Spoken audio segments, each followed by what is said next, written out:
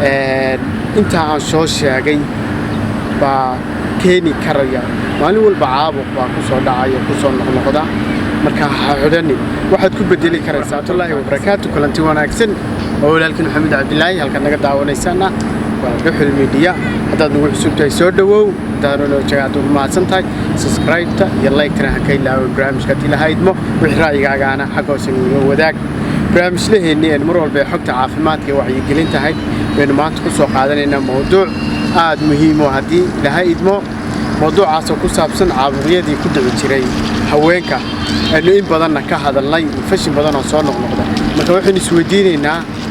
maxaa keenay fashinka soo noqnoqda su'aal bal soo weydiiyay si gaar ah waxaan uga hadli doonaa hadii ilahaydmo marada xagga hoose dumarka ka xidhaan go'gorada oo aad in badan markii dhakhtarro badan oo Soomaalida iyo kuwa caalamkuba ay ku sheegeen in hablaha Soomaalida ama dumarka Soomaalida waxyaalaha ugu badan ee keena wax la yiraahdo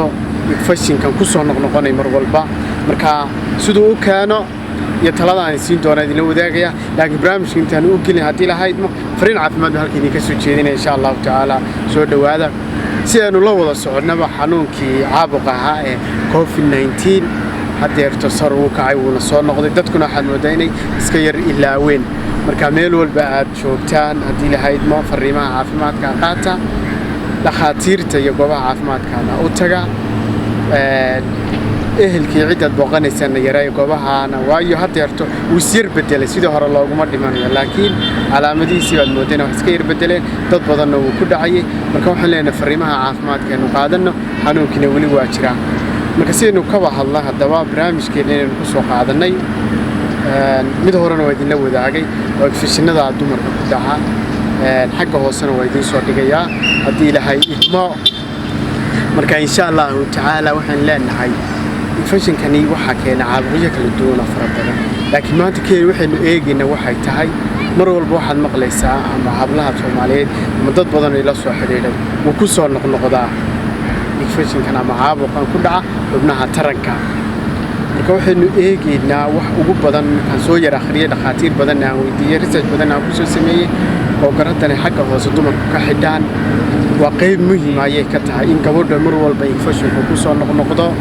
maalin walba marka laga daweynay fashin noqoto marka sidee bay u saameynaysaa hadaba go'garadaas mineegina sidoo la socono waxay ka samaysan tahay maradani nylon wax la dhaho nylon kaasina inta badanna waxa uu ka yimaadaa ama uu keenaa markaad xiratid waa kulayl huurbuuna leeyahay qoyaanna wuu sameeyaa ama wax la yiraahdo dhidid marka sidaa diraadad gabadhi marka ay xirato way ku dididaysaa meeshuna huur bay sameynaysaa xubnahaagii hoose kadib bacteria yar baa ku nool jirkeena meelaha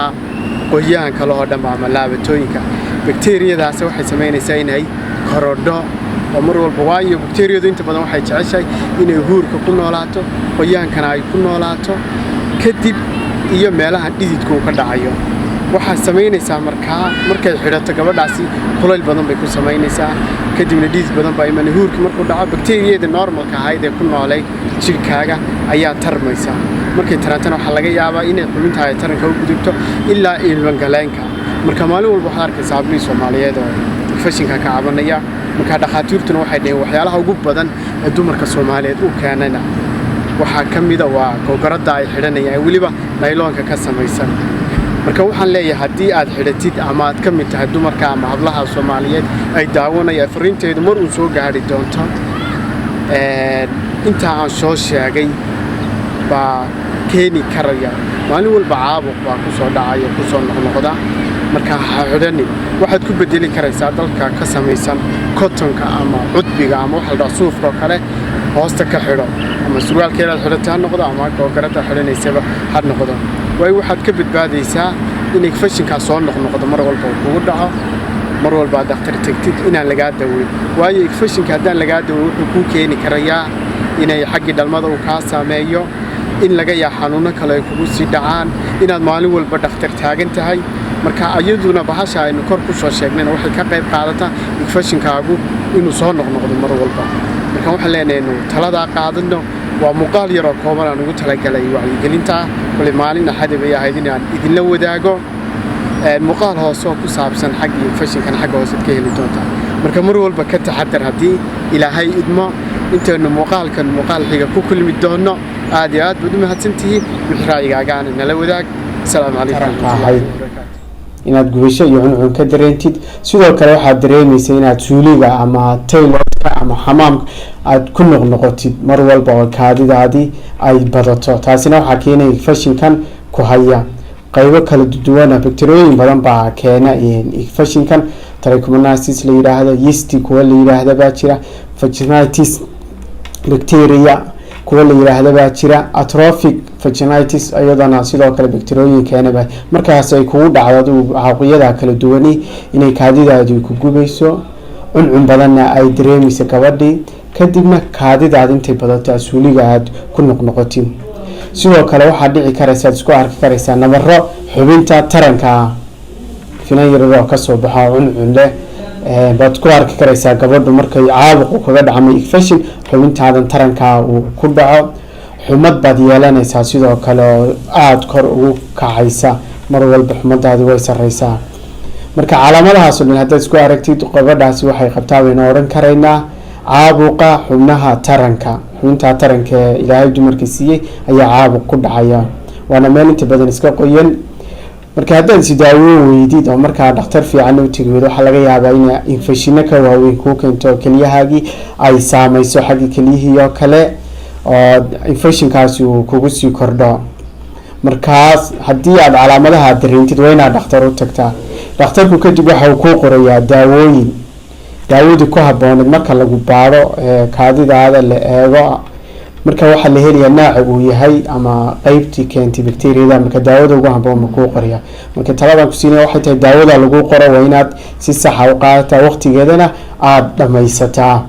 ilaahay ayaa caafimaadka laakiin daawada waa inaad dhamaysataa qodobka labaad ee kale soo raacana waxay tahay inaad nadaafada ku dadaashaa mar walba qubayso xubintaada tarankaana qallayl ha ahaato